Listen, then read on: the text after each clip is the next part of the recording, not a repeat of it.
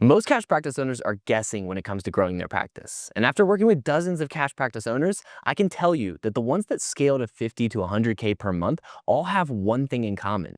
They know their numbers. So in this video, I'm gonna give you the 3 metrics that control your revenue and show you the exact formula to hit your next record month. And by the end of this video, you'll know how to diagnose the exact issue keeping your practice stuck at its current ceiling. Now, as a cash practice owner, you have to have the right mindset around tracking your numbers. This part of growing your practice isn't always fun or exciting, but if you truly want to build a practice that gives you freedom, then this part is required. And most cash practice owners never put the time and effort into learning their data and mastering the numbers in their business, which is exactly the reason that most cash practice owners are still stuck at their current ceiling, wondering why their practice isn't growing. So if you're serious about booking more evals and converting those evals into plans of care and building a practice that grows without you, then pay close attention to this video. So to start, there are 3 main metrics that you have to know within your practice. The first one is your average plan of care. This is if you take all of the new patients that come into your practice and sign up for a plan of care, what is the average plan of care worth? What does the average new patient pay you? Next is your customer acquisition cost, which can also be called your patient acquisition cost, but this is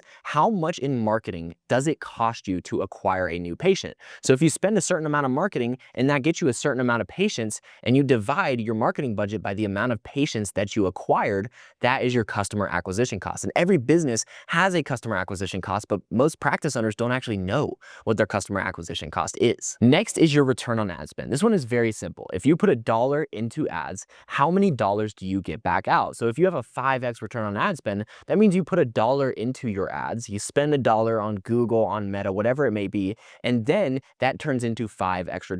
Now in this video, we're gonna talk about other metrics that are important, but the only reason that those other metrics are important is because they all chunk up to these numbers. These are the 3 most important numbers in your business, and you need to know these numbers. So let me help you understand this more in depth using an example. We have Dr. Will here. Dr. Will owns his own practice, and on average, a new patient signs up for a 12-visit plan of care that is $2,500. That is his average plan of care. And he has his rock star employee, Dr. Lauren, who fulfills on most of the new patients. She's usually the person treating new patients. So whenever a new patient comes in for a plan of care and pays that $2,500, they're going to be getting on Lauren's schedule for her to help them get out of pain. So once again, on average, this plan of care is 12 visits. And let's say Dr. Lauren, when you divide her salary, her average session rate comes out to about $75. So we're going to pay her $75 per session on average, and it's going to take 12 visits. So the cost to fulfill on this plan of care is $900, meaning that this patient gave us $2,500 in revenue, and then we're going to pay $900 of that to Dr. Lauren for her to treat the patient. So now that we know our average plan of care value and we know how much it costs us to fulfill on that,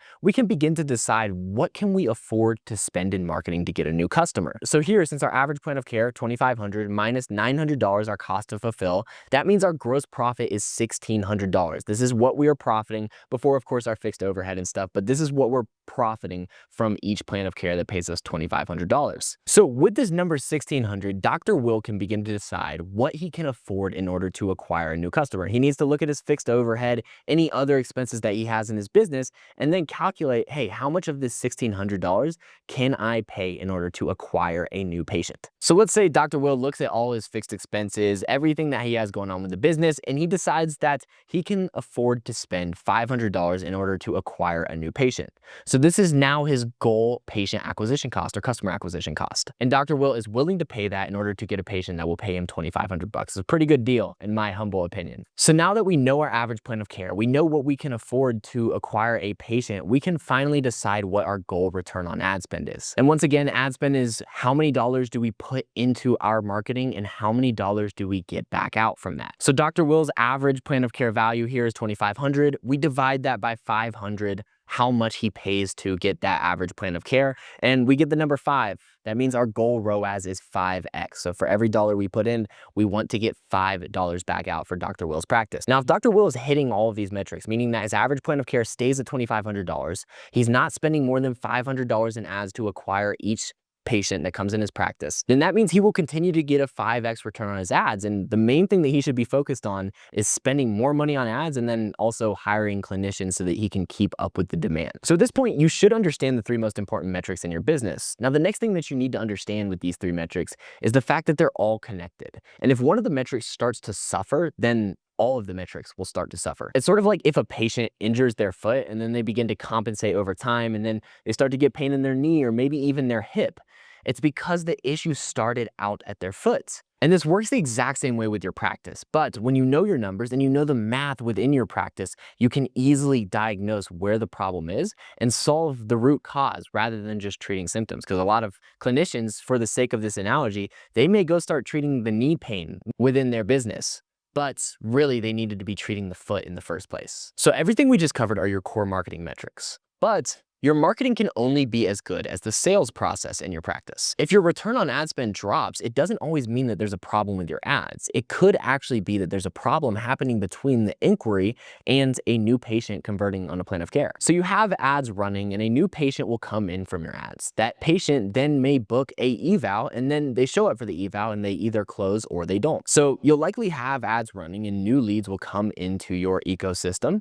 Then those leads, the next step, they would book an eval. And then at that eval, you pitch them on a plan of care and they either close on a plan of care or they don't. So within each of these steps, we have percentages right within here, which tell you how many people actually convert to the next step. So we have ads running. How many new leads do we get from those ads? And then from all of those new leads, how many of those new leads actually book an eval? There's going to be a percentage of them that do and a percentage of them that don't book an eval. And then from those evals, how many people actually close on a plan of care? The reason why these numbers are so important is because we can take a look at your sales process and see exactly where the bottleneck is for why you are not generating more revenue or why you are not getting more patients committed to plans of care. Is the problem the fact that not enough people are actually reaching out in the first place? Or people are reaching out, but then they never book the eval? Or maybe they do book the eval, but they're not actually closing and we have an issue with our close rate. The only way to diagnose where exactly the problem is to know the data throughout this sales process. So let's look at this all together with our example of Dr. Will and talk about what it looks like to know your numbers and then apply that to hitting your next revenue goal. Let's say Dr. Will's at $20,000 in revenue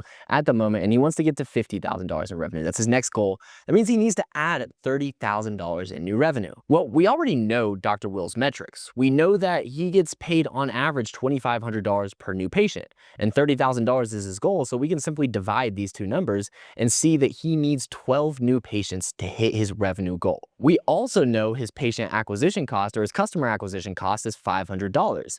So if he needs to get 12 extra patients next month, each of those patients is going to cost him $500. And we can simply multiply that and see that in order for him to hit $50,000 in revenue, he will need to spend $6,000 on his marketing or on his ads. At this point, from literally just knowing his metrics, Dr. Will has a very clear and simple game plan to get to $50,000 per month. And it's not going to happen overnight, which we'll talk about that more in a moment, but he knows the steps he needs to do in order to get there. Now, at this point, if you're like Dr. Will, you have the entire game plan. But this is the point where I see a lot of practice owners get tripped up, because knowing your numbers means absolutely nothing if you let the fear of spending more money on marketing and ads hold you back from actually acting on the data within your business. And this can keep so many practice owners on the revenue roller coaster month after month. You have the perfect game plan to hit your next revenue goal, but the one thing that gets in the way is just fear. This is the exact reason that most practice owners never have a full eval calendar, a caseload of ideal fit patients, or a practice that grows without them. But the fact that you're still here watching this right now with me tells me that you're not like most cash practice owners. You're serious about your growth and willing to take the necessary steps to break through your current ceiling and build a practice that gives you freedom. So now let's talk about what actually happens when you increase ad spend for your practice. You're going to hit roadblocks on the way that you're going to need to solve or overcome in order to hit your next revenue goal. For example, you may go spend that $6,000 on ads to try to get to 50K, but you may only get to 35K, leaving you $15,000 short of your revenue goal. At these roadblocks, many cash practice owners make the big mistake of cutting down their ad spend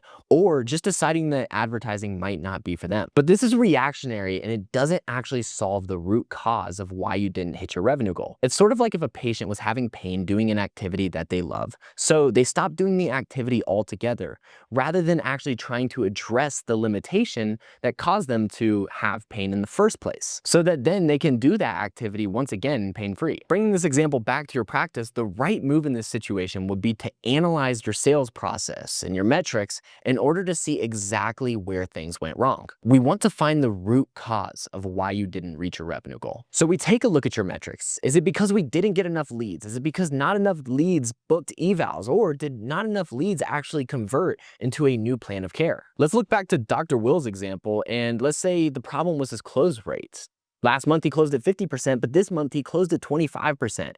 And he had enough leads, the ads were doing their job, but the problem was he was not converting the new patients that came through. That is the actual problem holding him back from getting to 50K per month within his practice. And he should focus all of his attention on that problem for next month rather than making a decision out of fear to just cut off marketing entirely. Because this is the process to scaling your cash practice. You spend more money on marketing and then you find the bottleneck and address it. The cycle continues and your revenue continues to grow at the speed in which you solve the problems or the bottlenecks. And the part that most cash practice owners don't understand is that these bottlenecks or these obstacles that you run into are actually a good thing. For example, Dr. Will may have never realized that he needed to improve his ability to close plans of care if he had not spent more money on ads. This whole process allows you to identify your weaknesses as a business owner and then solve them, which means that you'll be able to grow your practice more predictably month over month. Now, once again, most cash practice owners never actually get to this point because they avoid the real work of dialing in their metrics and understanding their numbers. So if you're still here, remember that all of this information is useless unless you actually implement it into your practice. The practice owners hitting 50 to 100K months, they're not smarter. They just understand that the language of business is numbers, and the fastest way to grow your practice is to understand your numbers. So if you want hands-on help mapping this out for your practice, building the right systems to track your numbers, identify your bottlenecks, and a clear game plan to your next revenue goal, you can click the link in the description and schedule a call with me where we'll analyze your entire system and see if our plan of care accelerator is the right fit for you.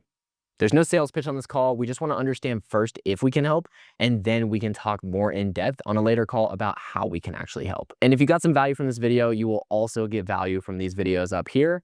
Thank you for watching. Have a fantastic rest of your day.